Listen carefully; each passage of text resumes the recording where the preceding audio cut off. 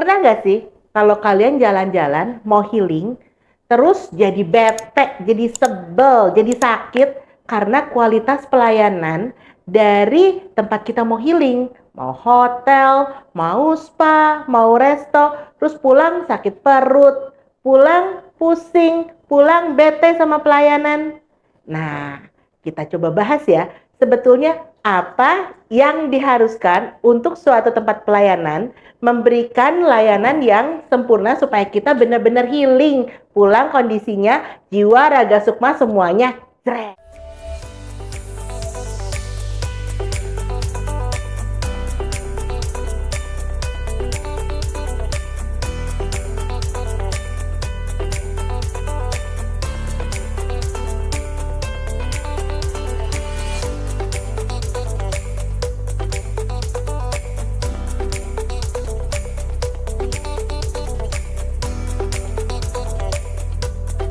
Hai sahabat wellnessku, welcome back to Jendela Wellnessku. Nah, hari ini Jendela Wellnessku kedatangan tamu. Ada Bapak Sri Sedono dan Ibu Warti Ningsih. Teman-teman tahu nggak? Bapak Sri Sedono ini adalah GM dari Hotel Summer Hills Bandung. Dan Ibu Warti Ningsih ini adalah lead auditor dari salah satu lembaga sertifikasi. Apa ya lead auditor? Nanti ya kita bahas ya. Tadi pertanyaan saya tuh, pertanyaan semua orang sih. Tadi saya baca nih katanya namanya lead auditor. Apa tuh lead auditor? Apa ya? Lead auditor itu dia itu pelaksana yang melaksanakan audit. Audit itu memeriksa apa yang menjadi standar. Jadi membandingkan antara standar dengan fakta di lapangan. Auditor itu hanya untuk mengkonfirmasi, menverifikasi antara standar di lapangan.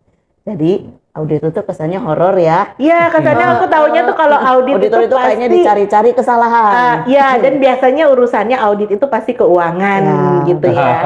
Ternyata enggak ya? Enggak, audit itu kalau kita bicara tadi kan udah dibuka katanya untuk healing gitu ya. Nah itu kita ada audit itu melalui programnya sertifikasi. Oh, program sertifikasi. Iya, jadi kami ini saya ini disebutnya adalah auditor. Nah lead auditor adalah maaf, itu adalah yang memimpin suatu tim dalam melakukan audit. Oke, berarti ini adalah kepalanya yang paling nyusahin ya. Baik, sekarang kalau kita bicara tadi audit ya, karena setahu saya nih, yang namanya audit itu biasanya audit pembukuan, audit pajak gitu ya. Iya. Nah, kalau kita bicara healing, oke, mungkin yang paling mudah, yang paling terbayang oleh sahabat wellnessku ini mungkin hotel ya. Iya. Nah, kalau hotel yang diaudit apa sih? Apakah keuangannya diaudit atau apa sih? Kalau kita bicara ke hotel ya, untuk kenyamanan ya tamu, kita nggak memeriksa audit keuangannya karena kami adalah audit yang untuk memverifikasi terhadap standar. Jadi standar itu mencakup dari produknya, pelayanannya, dan sistem manajemennya. Dari sistem manajemen ini dalam artian yang mendukung ke dalam usaha hotel tersebut. Okay. Jadi nggak ke keuangan ya, kalau ke keuangan kan itu memang ada ranahnya sendiri. Oke. Gitu. Berarti itu wajib dilakukan ya Bu? Wajib, apalagi dengan regulasi yang sekarang itu berbasis resiko ya. Mungkin di sini Pak Dono ya, Pak Dono ya, Pak Sri Sedono yang sudah mendengarkan apa himbauan dari pemerintah kalau sertifikasi itu wajib dilakukan dengan manfaatnya adalah tujuan dan manfaatnya itu adalah untuk supaya menstandarkan usaha hotel ya. Khususnya kalau kita bicara hotel, umumnya usaha pariwisata dengan tujuan meminimalkan terjadinya komplain dari tamu. Komplain dari tamu ya. Oke. Kalau saya kebayang nih Bu, yang namanya diaudit, aku nih paling takut ya sahabat wellness. Kalau yang namanya diaudit kesannya tuh mesti diperiksa A sampai Z. Ya, terus begitu kan kalau audit berarti kan biayanya biasanya mahal ya. Nah, sekarang saya mau tanya nih sama Pak Dono. Pak, sebagai GM hotel, hotel apalagi kemarin ini sempat pandemi ya Pak, terpuruk gitu loh ya semua, nggak cuma hotel sebetulnya, semua dunia pariwisata itu kan terpuruk sekali. Nah, Pak Dono sebagai GM hotel, keberatan nggak sih harus bayar biaya tambahan? Ditambah kayaknya kan kalau mau audit tuh banyak mesti di make up ya, diberes-beresin. Itu kan biayanya lebih tidak terhitung lagi ya. Nah, keberatan nggak sih sebetulnya kalau harus seperti itu? Kalau di kami di operasional itu kita setiap mengeluarkan itu kita punya yang namanya bayangan bahwa kedepannya itu kita punya klien, kita punya comply sama aturan juga, ini sesuai gitu. Ya, jadi kalau misalkan saya tidak melakukan ini secara aturan, saya boleh apa enggak? Apakah nanti ada denda atau mungkin ada teguran dari pemerintah setempat ataupun dari negara? Nah, yang kedua, ini dibutuhkan nggak sih sama klien saya, customer saya? Nah, dan ternyata memang dibutuhkan juga, karena kan setiap yang kita lakukan itu sesuai standar. Karena yang sebenarnya yang kita jual ini kan cuma 3 macam nih, yang orang sebenarnya kalau cuma tempat tidur juga semua orang punya. Kamar juga punya, AC yang dingin juga punya, kolam renang ya orang juga punya gitu. Standar hotel ya? Ya, semuanya punya gitu. Walaupun entah berenangnya cuma bisa nyemplung, nggak bisa gerak gitu ya. Nah, kalau yang saya jual kan ada 3 nih, ada produk. Nah, produknya itu seperti apa? Itu yang bisa dirasakan sama tamu. Terus ada yang satu lagi yang nggak bisa dirasakan tamu, yaitu pelayanan. Jadi ada produk, ada pelayanan. Nah, pelayanan ini sudah sesuai atau belum? Kalau kita merasa bahwa kita sudah punya SOP dan kita sudah merasa itu sudah benar, karena semuanya udah dari kacamata kita sendiri nih yang di operasional merasa benar, tapi belum tentu benar juga bagi auditor nih. Saya juga nggak bisa. Aku takut. Jadi jangan diaudit ya. Terus yang ketiga, dari 2 yang kita jual ini kan otomatis kita perlu pengelolaan. Nah, pengelolaan ini sudah sesuai standar nggak? Nah, apakah kita mengelola itu dengan barbar atau dengan sesuai standar? Nah, kalau saya kebetulan di peraturan yang lama ya Bu, peraturan lama kan nggak ada namanya sertifikasi hotel untuk klasifikasi. Nah, itu benar-benar detail semua produknya. Subunjurnya ada berapa Bu itu? 208. Nah, 208. Klasifikasi hotel itu kalau nggak salah yang bintang-bintang itu ya. Benar. Bintang 1, 2, 3, 4, 5. Yes, benar. Bintang 7 ya yang buat sakit kepala. Nah, dengan itu makanya kami sebelum diaudit pun kan sebenarnya diberikan form yang sama untuk self assessment. Jadi menilai diri sendiri. Self assessment. Jadi saya menilai diri sendiri itu ternyata nggak gampang loh. Ternyata beda kacamatanya. Kan kita merasa bahwa apa yang kita lakukan itu sudah benar. Nah, jadi benar kan nyusahin ya itu ya. Terus akhirnya itu yang kita serahkan ke LSU. Ke LSU untuk LSU itu apa Pak? LSU apa Bu? Nah, LSU itu adalah lembaga yang melaksanakan, yang akan menerbitkan suatu sertifikat, yang menugaskan tim audit melaksanakan audit terhadap usaha hotel. Lembaga sertifikasi usaha pariwisata. LSU. OP mungkin ya. Karena kita lingkupnya pariwisata. Pariwisata. Lanjut Pak. Kebetulan kalau saya di hotelnya. Jadi karena ada banyak nih, ruang lingkupnya banyak ya Bu. Nah, kalau di saya kebetulan ruang lingkupnya hotel. Jadi saya yang diklasifikasi hotel. Nah, berjalannya waktu aturan berubah. Sekarang berbasis resiko. Waduh. Nah, itu berbasis resiko. Oh, itu yang kemarin peraturannya rame-rame di demo itu ya? Iya. Itu dia. Jadi gimana tuh kalau seperti itu? Kalau yang berbasis resiko itu kalau bagi masyarakat awam ya, hotelnya beresiko gitu, kesannya kan kayak gimana gitu. Bahkan ada beberapa daerah yang belum paham apakah berbasis risiko, contohnya suatu hotel di daerah dekat pantai, di area pantai. Betul, hotel kami memang beresiko karena dekat pantai, kemungkinan terjadi tsunami seperti itu. Tapi sebenarnya berbasis risiko di sini adalah terkait dengan 3 hal, yaitu kesehatan, keselamatan, dan kelestarian lingkungan. Kesehatan, keselamatan, dan kelestarian lingkungan. Betul, karena dari situ kan itu mengimbas kepada tamu, kepada karyawan, dari 3 hal tersebut, dan lingkungan sekitar usaha pariwisata tersebut. Nah, berangkat dari situ dibuatlah regulasi untuk untuk sertifikasinya berbasis resiko. Tapi berbasis resiko ini tidak hanya hotel. Itu ada beberapa usaha pariwisata dengan kategorinya. Ada yang menengah rendah, menengah tinggi, dan tinggi. Berbasis resiko ini sebetulnya terintegrasi untuk perizinan, Pak. Oh, jadi yang jadi artinya kalau kita mau mengajukan perizinan, ya, jadi kalau sekarang itu mungkin Bapak sudah coba OSS ya. OSS sekarang kan NIB. NIB itu muncul ada KBLI, itu kaitannya dengan KBLI. Nah, dari KBLI itu kewajibannya ada. Nah, kewajiban itu nanti harus dipenuhi. Nah, salah satunya untuk menengah tinggi dan tinggi sifatnya wajib, sehingga nanti perizinannya itu akan sempurna, izinnya akan keluar karena kewajiban sudah terpenuhi. Sebentar. Ini kan kalau kita mengajukan izin ya. Nah, kalau misalnya contoh nih, ada hotel atau ada spa. Kalau spa itu izinnya resikonya apa, Bu?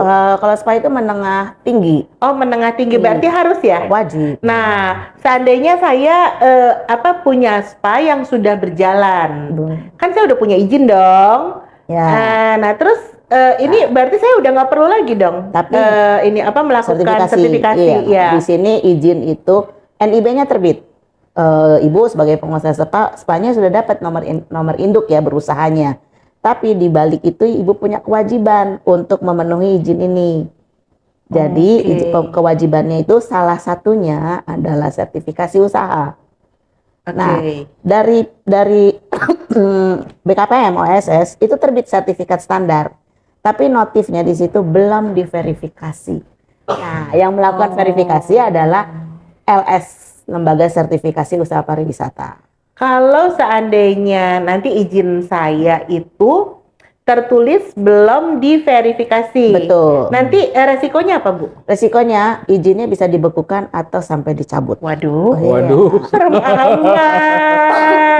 Itu yang pemerintah membuat seperti itu. Karena kan kalau di sini usaha spa ya, usaha spa itu kan berkaitan dengan kita ada apa yang namanya, saya juga kurang paham ya, tidak di dunia spa berhubungan langsung dengan customer kan, untuk misalnya treatment, perawatan. Nah itu kan kesehatannya harus dilihat, keselamatannya juga harus dilihat. Nah kelestarian lingkungan sudah otomatis dari usaha tersebut.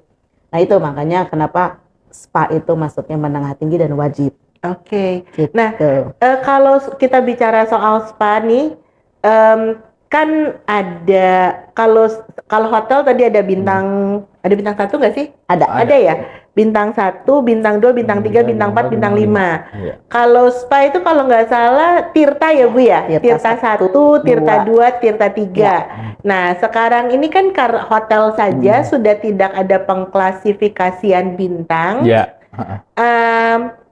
Kalau spa gimana? Kalau spa masih tetap. Jadi tetap ada Tirta 1, Tirta 2, Tirta 3 dengan pencapaian standarnya, minimum requirement standarnya itu berbeda antara 1, 2, dan 3.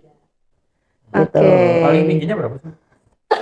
Tirta 3 itu 100% harus terpenuhi dari, kalau untuk yang berbasis risiko itu sekarang 5 kriteria. Dari kriteria sarana, struktur organisasi dan SDM-nya, pelayanan, produknya, dan sistem pengelolaannya. Itu Tirta 3. Sekarang kita kembali nih Bu. Kalau tadi ya kita sudah berbicara mengenai sertifikasi berbasis resiko. Aku nggak kebayang sejujurnya. Kalau saya mau cari hotel nih, pastinya kan saya akan mencari hotel yang ya sesuai budget ya. Sesuai budget, kalau budgetku itu budget bintang 3 ya udah bintang 3. Tapi kalau budgetku yang berlebih, aku mau dong healing di bintang 5 atau bintang 5 plus gitu ya. Nah, tapi kalau sekarang saya dikasih sertifikatnya adalah hotel dengan resiko tinggi, siapa yang mau datang ya? Nah, itu. Gimana nih Pak Dono? Serem kan? Kalimatnya kan resiko tinggi ya. Bagi pemilik usaha juga, wah saya udah dapat sertifikat nih dari RSU nih. Kesannya Terus- gitu ya. terus Kalau pacaran saya gitu. kalau saya masuk hotel terus tahu-tahu ada gempa gujuk-gujuk, ada brak gitu kan, resikonya tinggi ya. Ya, gimana Pak? Secara bisnis ya Ibu, Ya. saya bukannya nggak patuh atau mungkin melawan atau ikut protes kayak yang kemarin. Tapi dengan adanya LBA ini kan otomatis yang klasifikasi itu kan yang sangat berhubungan sama bisnis Ya, sebenarnya. betul. Itu kan awalnya kita bisa memajang nih, dengan bangga saya taruh di reception bahwa kita hotel sekian, hotel 5, 4, 3 dan seterusnya. Nah, si tamu pun dan marketing saya pun kalau misalkan berhubungan sama klien, mereka minta Bapak hotel bintang berapa. Sekarang pun kalau sekarang kita declare pun boleh, nggak dilarang sama pemerintah kan? Iya. Nggak ada yang dilanggar. Tapi yang namanya declare dengan diri sendiri itu nggak diakuin kan sama mereka. Iya, betul. Nah, sebenarnya kami di dunia bisnis butuh Bu klasifikasi bintang. Walaupun itu aturannya udah dihilangkan dan sekarang udah ganti RBA, tapi itu sebenarnya kami butuh karena itu sebenarnya alat tempurnya marketing kami gitu. Nah itu gimana tuh solusinya? Iya, betul ya. Jadi gini, ya tadi ya Bu Susi bilang, aduh nanti masuknya hotel resiko tinggi gitu ya, melihat di Pampang gitu ya. Jadi di Pampang nih hotel ini udah dapat sertifikat, ternyata resiko tinggi. Tapi jangan khawatir, misalnya bagi pelaku usaha, khususnya hotel ya Pak. Di situ itu tidak disebutkan misalnya hotel Summerhill Bandung memenuhi standar sebagai hotel beresiko tinggi, tidak. Tapi kami di LS dengan pemerintah ada skemanya. Di skemanya itu di Peraturan Menteri Pariwisata nomor 18 tahun 2021 itu kami memberikan kode. Oke. Jadi kode itu hanya diketahui bagi LS, kliennya dan Kemenpar dan pemerintah. Oke. Jadi nggak dipasang nggak dipasang resiko tinggi enggak. gitu nggak ya? Karena kalau kita bicara resiko tinggi, aduh itu tamu pada nggak datang dong Pak. Nah sekarang untuk yang keperluan bisnis ya, memang betul. Hotel itu kan bisnisnya jualannya banyaknya kan bukan hanya tamu mau menginap ya. Sekarang udah zamannya udah ada gathering, ada meeting atau ulang tahun sekalipun gitu ya. Misalnya kegiatan tuh hotel sudah dijadikan tempat untuk para masyarakat atau pemerintah melakukan hal itu. Nah itu di sini bisa dikatakan untuk klasifikasi bintang itu adalah sertifikasi non regulasi. Jadi kalau non regulasi itu adalah itu LS boleh melakukan sertifikasi dengan membuat skema tersendiri.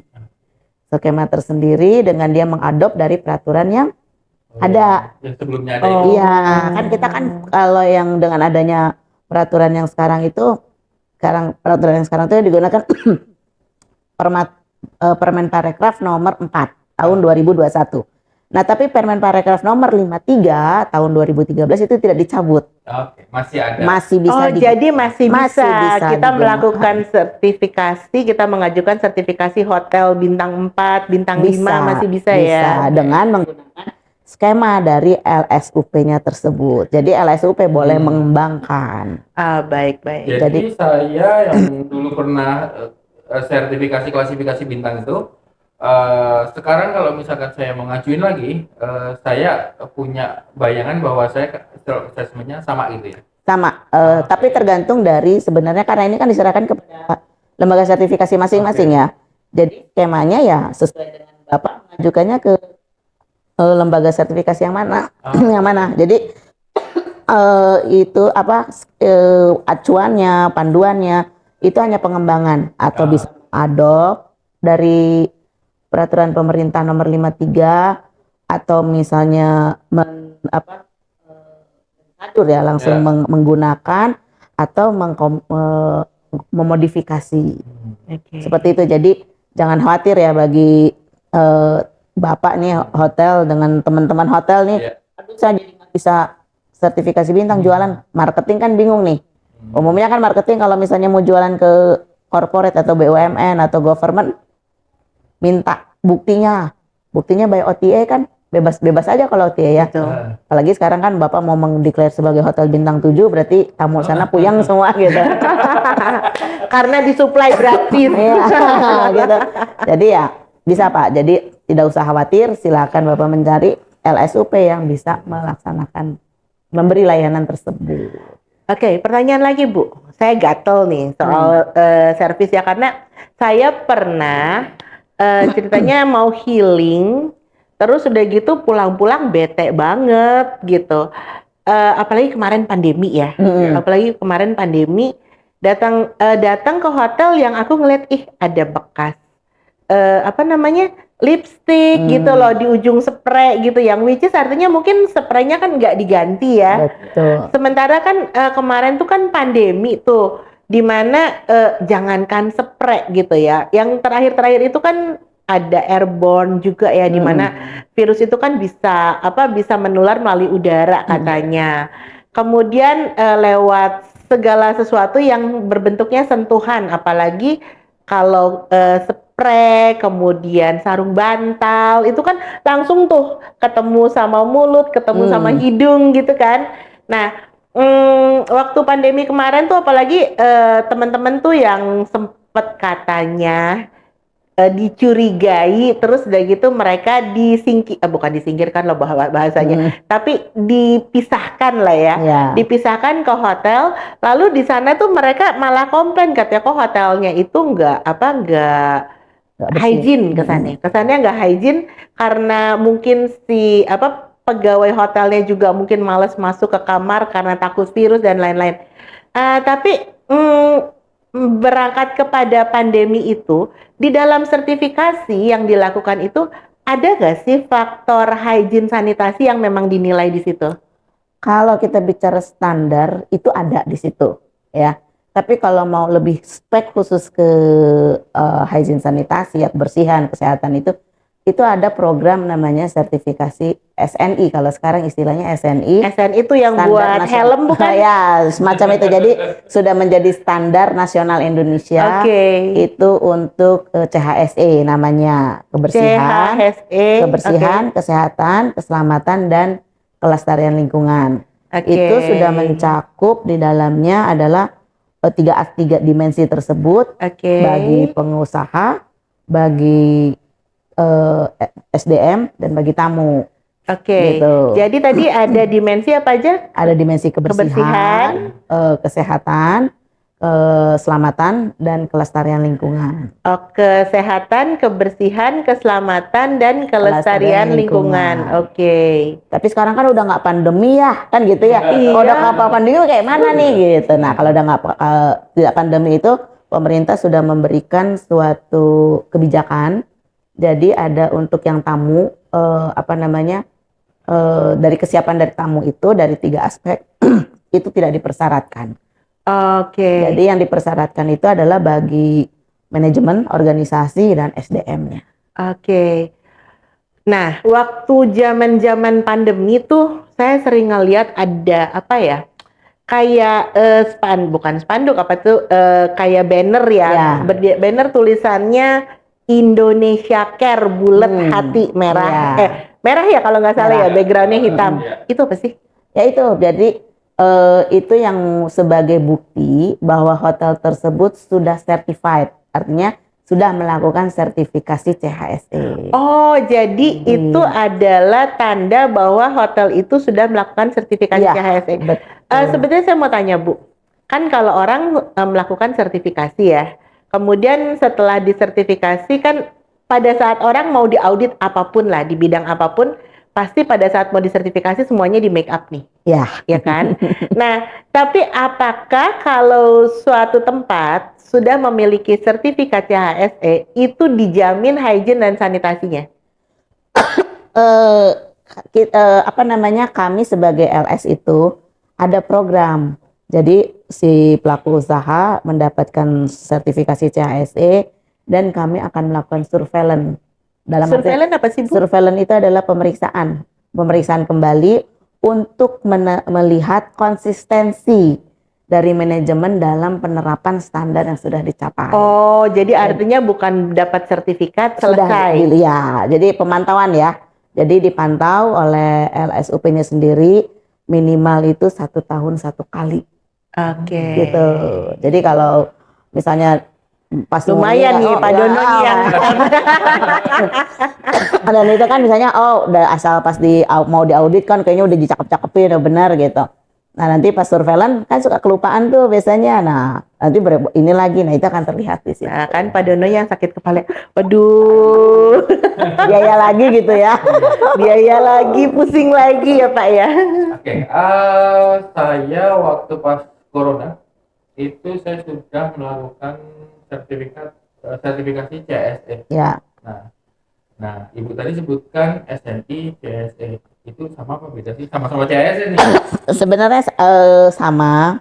Jadi kalau yang waktu kita masa pandemi tahun 2020-2021 itu pemerintah dalam kondisi pandemi ya, dalam kondisi darurat menerbitkan regulasi untuk memberikan kenyamanan bagi tamu terhadap usaha-usaha pariwisata dalam melaksanakan kegiatan wisata pada saat itu.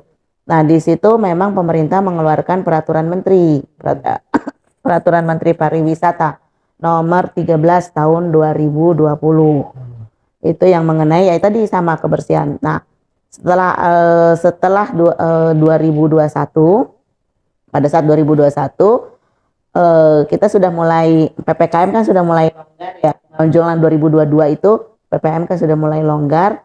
Nah, itu regulasi itu dilimpahkan menjadi standar nasional Indonesia yang dibentuk oleh Badan Standarisasi Nasional. Jadi terbitlah SNI. Nah, ini agak-agak menarik sih, Bu. Kalau kita tahu ya SNI itu biasanya kan dikenakannya ke produk ya. Yang paling terkenal dulu kan helm ya. Helm wajib SNI gitu kan. Nah, kalau bidang pariwisata itu kan sebenarnya yang dinilai kan jasa ya Bu ya. Jadi ada jasa itu bisa dinilai kah? Bisa. Jadi kami ini dari LS itu ya, dulu itu kan namanya Lembaga Sertifikasi Usaha Pariwisata. Dan kami ini LS ini sudah diakreditasi oleh Komite Akreditasi Nasional. Nah, seiring dengan waktu, karena pariwisata ini kan memang bidangnya jasa ya, bukan sistem manajemen yang bagaimana, kan kita memang jualnya jasa. Akhirnya di tahun 2022 Komite Akreditasi Nasional melebur LSUP ini menjadi sebuah lembaga sertifikasi produk pelayanan dan jasa atau disebutnya LSPR. Karena LSPR. kita yang diambil adalah kita jasanya gitu, melaksanakan sertifikasi terhadap jasa pelayanan kan di sini, mau baik spa, hotel, jasa boga ya, jasa restoran atau bar. Itu sifatnya wajib nggak Bu? Kalau untuk bar, spa, jasa boga itu sifatnya wajib karena masuk kategori ini. Kalau CHSE sifatnya voluntary. Oh, voluntary. Jadi sukarela. Maaf. Jadi sukarela ya. Tolong dong Dewi minumnya. Jadi sifatnya sukarela. Kalau yang dua tahun terakhir ya 2020, 2021 sama 2022 itu pemerintah memberikan fasilitasi.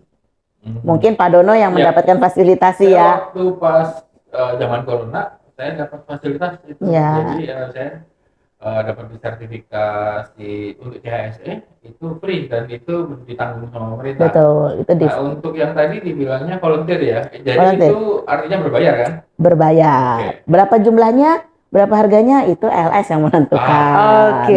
Karena possession yang harga itu ada di lembaga sertifikasi. Kemarin saya berkunjung ke salah satu hotel dan kenal GM-nya. Dia mengatakan saya sudah untuk sertifikat SNI CHSE dan dia bilang ini sangat berguna Pak. Saya ada klien yang dari Pertamina dan beberapa yang K3-nya kuat sekali itu membutuhkan itu.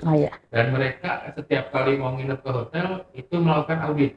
audit internalnya mereka. Hmm. Tapi begitu si teman saya ini sudah pegang sertifikat CSE yang SNI, ini kan SNI itu kan udah standar tertinggi tuh. Ya. Itu sudah nggak perlu lagi. Jadi si klien itu udah langsung memasukkan seluruh jadwalnya sampai ke depan itu ke hotel tersebut. Jadi saya rasa juga memang walaupun betul. volunteer kayaknya Betul. perlu juga ini.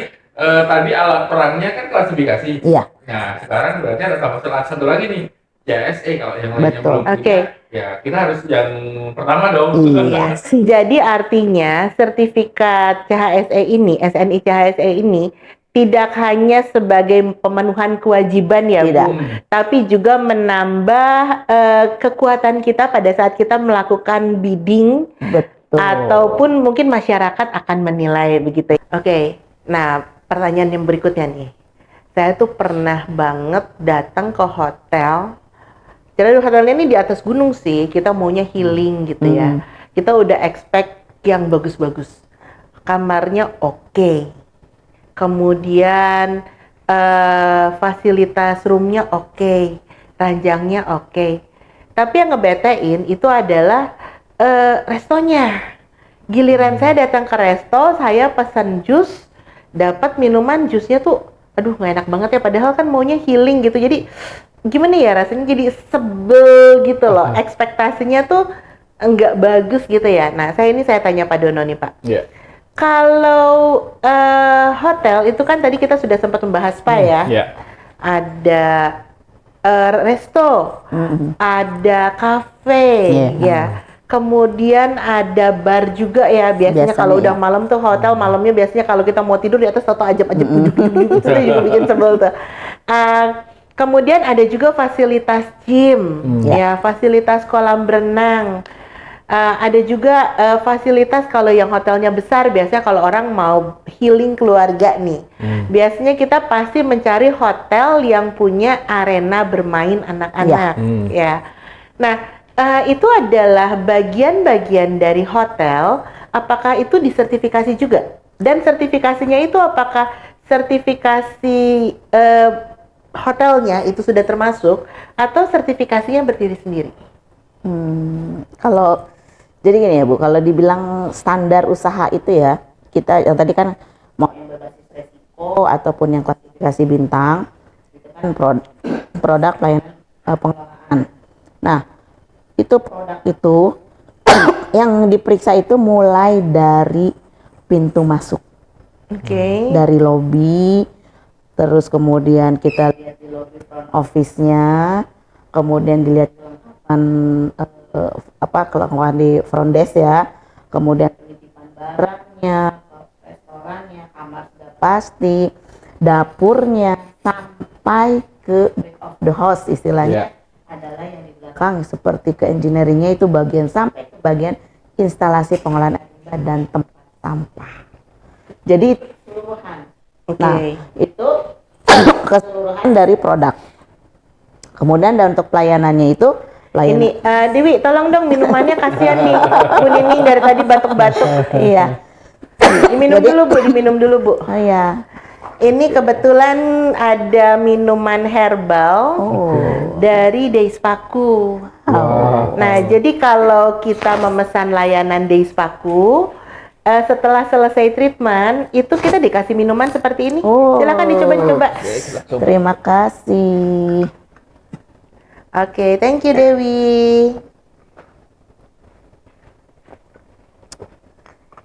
Benar segar. Mantap ya? Mantap. Batuk-batuk hilang nih? Insya Allah hilang. Isinya apa aja nih Bu, kandungannya? Ini kalau nggak salah sih ada jahe, ada serai, tapi yang pasti herbal-herbalnya itu dari seger. Gimana Bu, lega? Sudah sedikit lega. Ini dari seger, katanya diproses langsung sehingga bisa mendapatkan produk nanti yang tinggal langsung dipakai di sana. Nah itu untuk itu ya Bu. Nah, berkaitan dengan ini ya, jadi teringat SNI itu ada Bu untuk produk makanan. Oh, ada juga ya? Ada. Jadi kalau misalnya Ibu nanti membuat suatu produk itu bisa di SNI-kan.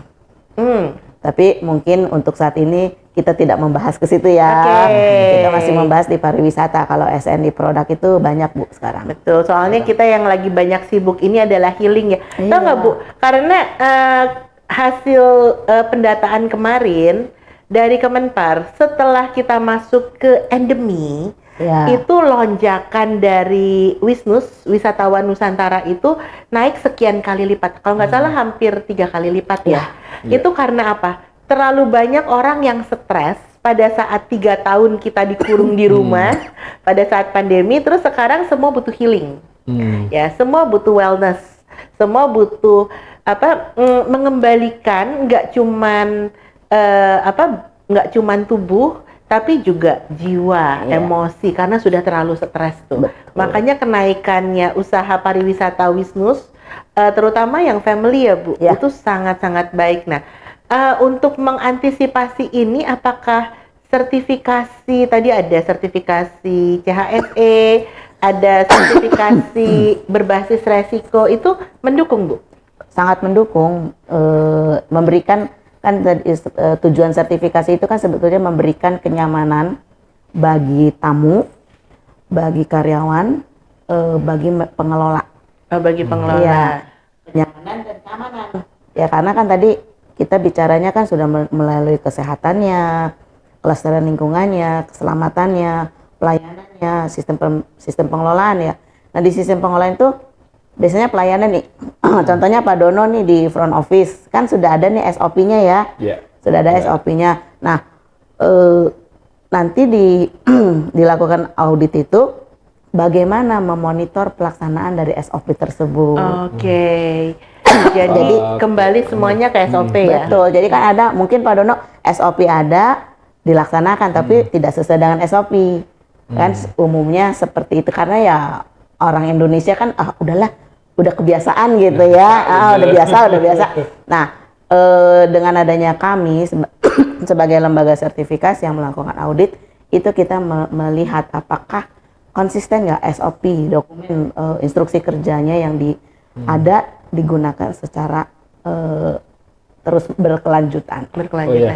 Dari lembaga sertifikasi tadi kan dibilang memudahkan pengelola. Nah, sebenarnya benar juga, karena kan ini berhubungan juga sama Ibu tadi yang bilang bahwa minumannya tidak enak. Kemarin perasaan minumnya rasanya A, sekarang minumnya rasanya B. Nah, waktu pas saya disertifikasi sama lembaga sertifikasi, itu tuh kita sampai ke bagian belakang itu diperiksa untuk penyimpanan makanan. Itu sampai diperiksa sampai sedetail itu juga gitu, bahwa diperiksa bahwa penyimpanannya benar nggak, suhunya benar nggak, karena ya akhirnya sekarang kalau nyimpen bahan makanan itu kita ada labelingnya. Artinya yang kerja kan bukan cuma satu orang Bu, yang ada shift 1, shift 2, shift 3 kan.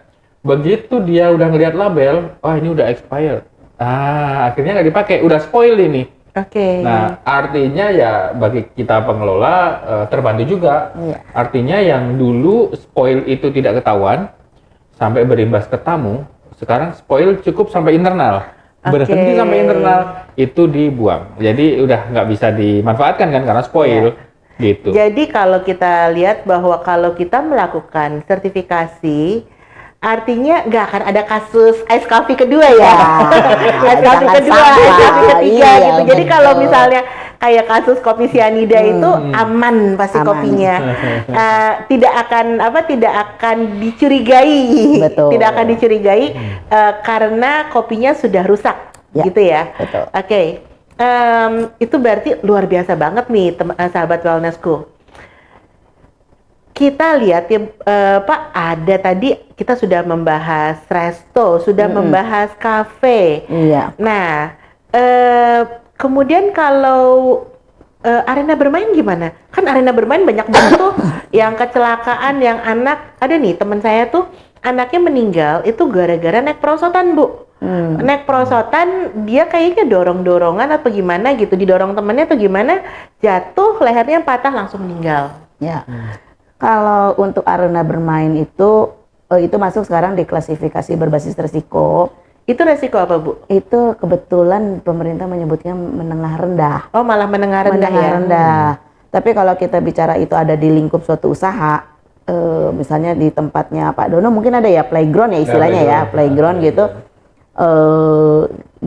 Kita periksa. Kami periksa sebagai melihat dari sisi keselamatannya, yang tujuannya untuk memberikan kenyamanan bagi tamu, bagi pengelola, dan bagi karyawan. Adalah misalnya contohnya di kolam renang atau di playground itu harus sudah diberikan informasi apakah ada petugas khusus atau tidak, gitu. Mungkin jangan sampai tamu hotel tenggelam, amit-amit ya, jangan sampai terjadi. Tapi di hotel tersebut tidak disediakan lifeguard. Nah, tidak disediakan lifeguard, tapi hotel menyediakan ban pelampung, yang kayak gitu dia sudah terus tanda kedalaman, itu kan kami periksa semua. Nah, kemudian ada nggak announce-nya atau informasi yang disampaikan kepada tamu bahwa hotel tidak menyediakan lifeguard. Jadi keselamatan tamu itu diberikan, anak-anak itu harus didampingi keluarganya. Nah, itulah tujuan dari hanya kalimat seperti itu. Misalnya kalimat seperti itu otomatis nanti akan memberikan kenyamanan bagi tamu dan bagi pengelola. Ya, di sini kan pengelola kalau tamu komplain, mereka sudah memberikan informasi tersebut. Gitu. Jadi artinya nih kalau kita bilang mengenai sertifikasi luar biasa banget ya. Jadi penting banget untuk suatu usaha pariwisata itu disertifikasi ya. Nah, tapi sebetulnya kan ya kembali ya tadi Pak Dono ya. Ini CS-nya kita nih. Kan kalau ngelakuin sertifikasi itu ribet banget ya. Sampai sejauh mana sih para pengusaha pariwisata ini animonya tuh seperti apa sih? Apakah mereka sudah memang mau semua karena wajib, ataukah mereka masih banyak yang kucing-kucingan gitu ya Bu? Ya, mungkin Pak Dono ya sebagai pelaku usaha, gimana tuh? Sebenarnya saya sudah baca aturannya untuk yang berbasis resiko. Nah, di sana ada yang tidak wajib. Oh, ada yang tidak wajib. Itu dia. Jadi ada yang wajib, ada yang tidak wajib. Jadi ada beberapa teman-teman yang melihat bahwa setelah melihat sesuai aturannya itu, dilihat syaratnya yang wajib itu yang mana sih, luasannya berapa, jumlah karyawannya berapa, dan lainnya, dibaca, ternyata saya itu nggak wajib. Nah, akhirnya ya nggak usah melakukan sertifikasi. Dan itu nggak melanggar kan, Bu? Tidak melanggar. Tidak melanggar. Oh, tidak melanggar. Beberapa teman-teman sebenarnya.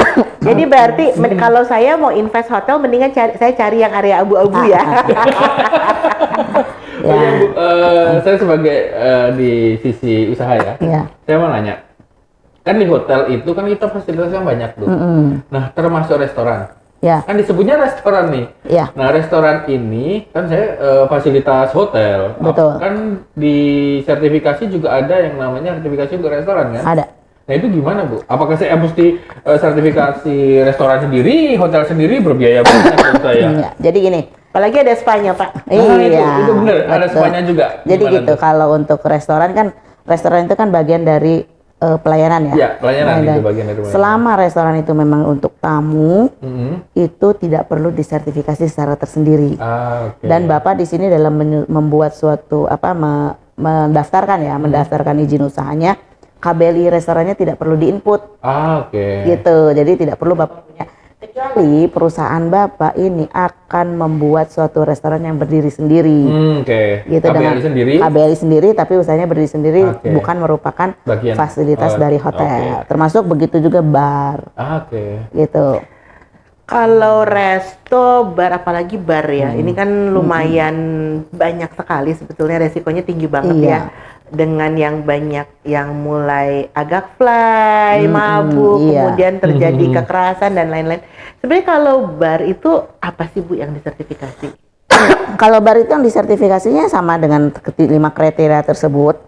Dan khususnya di sini bar itu adalah mengenai penyimpanan. Kalau untuk secara umum ya, secara umumnya kan yang lain sama usaha pariwisata. Tapi yang khusus ke bar itu kita concernnya itu adalah di penyimpanan dari produknya, kemudian kondisi counternya ya, kondisi counter, kemudian keterampilan dari bartender. Jadi kami akan melihat apakah si bartender ini sudah memiliki kompetensi, dalam artian apakah sudah memiliki pelatihan, sudah memiliki sekarang ada sertifikat kompetensi. Nah itu kemudian yang keempat itu adalah ketentuan terhadap peraturan pemerintah. Di sini saya belum hafal nomor berapa yang menyatakan bahwa tamu bar itu usianya minimal 21 tahun. Oh, gitu. Jadi Wih, kamu udah 21 tahun belum? Belum bisa masuk ke bar kamu ya, Wi ya. Jadi dari bar itu sendiri sudah harus membuat suatu policy, suatu informasi yang di bawah 21 tahun tidak diizinkan untuk membeli minuman beralkohol. Nah, itu berarti dicek juga ketentuan Ya, dari bar itu. kalau dari dia kami, wajib betul. Mengecek biasa kalau 21 tahun dicek apa sih? KTP mungkin ya? KTP ya. Biasanya kalau di bar itu dicantumkan yang 21 tahun tidak boleh memesan alkohol. Dan perlu diketahui, bar itu bukan hanya minuman beralkohol. 21 tahun tidak boleh memesan Ya. minuman beralkohol. Ya. Jadi masuk boleh ya? Masuk boleh. Karena bar itu bukan suatu usaha yang memang menjual minuman beralkohol. Oke. Bar itu adalah jasa makanan minuman yang menyediakan minuman non alkohol dan beralkohol. Oh, jadi kalau gitu anak SMA masuk, ini saya sebut aja karena udah nggak ada ya, kayak masuk ke Holy Wing gitu Iya. ya. Boleh ya? Boleh selama dia tidak memesan. Jadi si bartendernya sudah harus bisa lihat, oh ini usia. Nah itu kan masih keterampilan khusus ya, mengetahui bahwa si tamu ini usianya udah segitu, jadi tidak boleh dilayani untuk membelikan minuman beralkohol. I see. Kalau misalnya minum saya orange juice, oke lah, tapi tanpa campuran yang lain ya. Oke, berarti masuk ke bar itu oke ya, dosanya itu hanya di minuman Iya, mirasnya ya. Oke. Itu pengetahuan yang bagus banget nih sahabat wellnessku. Jadi artinya boleh-boleh aja, sah-sah aja untuk Sah-sah masuk ke aja. sana. Iya. Hanya pilihannya nanti ya, Betul. pilihan minumnya. Oke, kalau tadi saya kembali ke sertifikasi itu sendiri. Nah, kalau saya sebagai konsumen nih Bu, saya mau healing lagi nih, saya nggak mau kecewa lagi. Saya mau memilih hotel, mau memilih resto gitu ya. Saya mau memilih spa yang punya sertifikasi, itu bisa lihatnya dari mana Bu? Oke, kalau itu di sini Kementerian Pariwisata itu sudah membuatkan suatu sistem website yang disebutnya sisupar.kemenparekraf.go.id. Tuh Wi, catat Wi, nanti Ya. keluar ya di tagnya ini ya. Apa Bu, boleh diulang? Ya, boleh, sisupar.kemenparekraf.go.id. Oke. Nanti bagi masyarakat umum itu bisa melihat di situ jenis usaha. Jenis usahanya semua jenis usaha, dari mulai taman rekreasi, hotel, restoran dan lain sebagainya termasuk spa. Dan yang hotel pun nanti dilihat apakah yang resikonya menengah tinggi atau menengah rendah. Itu ada daftarnya. Oh, oke. Gitu. Karena yang menginput itu adalah lembaga sertifikasi yang sudah melakukan sertifikasi terhadap hotel-hotel Oke. tersebut. Jadi sahabat wellnessku, Anda perlu double check ya ke link yang ini. Saya juga hafal tadi sisupar apa tuh.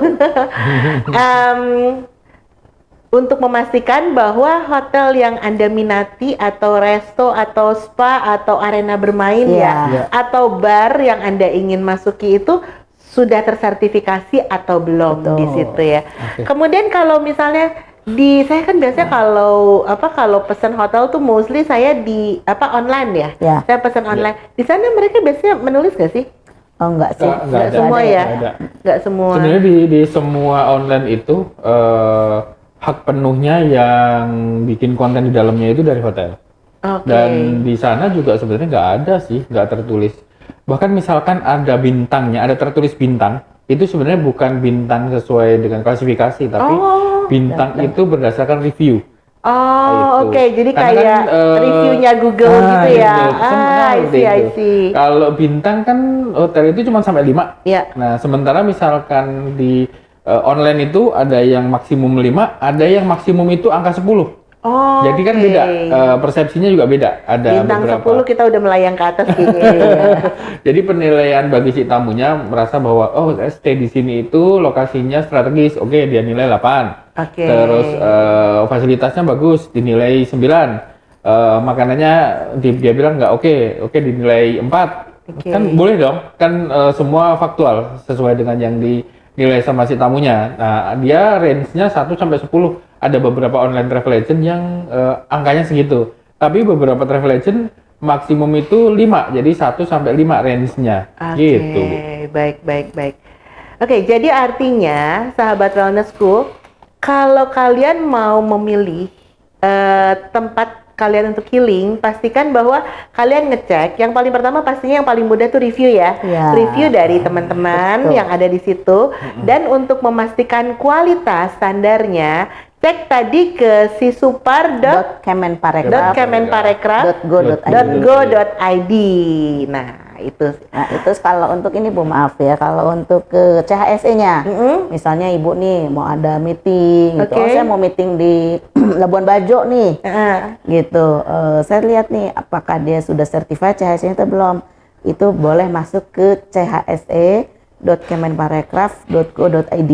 Oke, tulis lagi nih, Wi.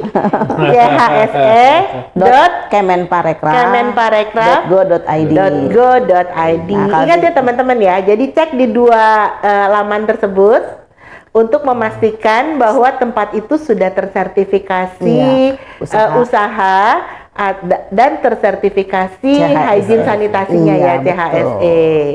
Oke, mungkin itu saja ya. Ada lagi yang mau ditambahkan? Enggak sih, cuman pesan aja gini, sebetulnya sertifikasi itu bukan karena kebutuhan ya, tapi kepentingan. Karena masih jadi gini, kalau kebutuhan itu banyak yang memang saya butuh karena ada yang harus dipersyaratkan, ya kan. Tapi kalau kepentingan itu adalah feedbacknya untuk manajemen sendiri. Jadi mindsetnya mohon dirubah. Bukan kebutuhan tapi kepentingan. Bukan kebutuhan tapi kepentingan. Yang paling penting adalah kita bisa memberikan pelayanan yang paling jreng gitu ya. Gimana Pak Dono, ada yang lain? Ada? Cukup sih. Cukup saja. Yang dijelaskan mantap. Oke, jadi buat teman-teman, tadi selain kita mengecek kedua laman yang tadi, selain review ya, kemudian sertifikasi dua laman yang tadi, mungkin ini juga dari teman-teman yang sesama pengusaha pariwisata, kalau mau informasi lebih lanjut atau misalnya mau melakukan sertifikasi ya, nanti kita akan memberikan linknya untuk kontaknya dari lembaga sertifikasi, nanti di footnote-nya di bawah YouTube ini ya. Oke, sahabat wellnessku, hari ini kita dapat banyak sekali informasi mengenai kualitas pelayanan yang memastikan healing kita itu tidak akan terganggu lagi karena kita akan mendapatkan pelayanan yang paling baik, pelayanan yang paling jreng. So, sampai bertemu lagi sahabat wellnessku, jendela wellnessku, bye!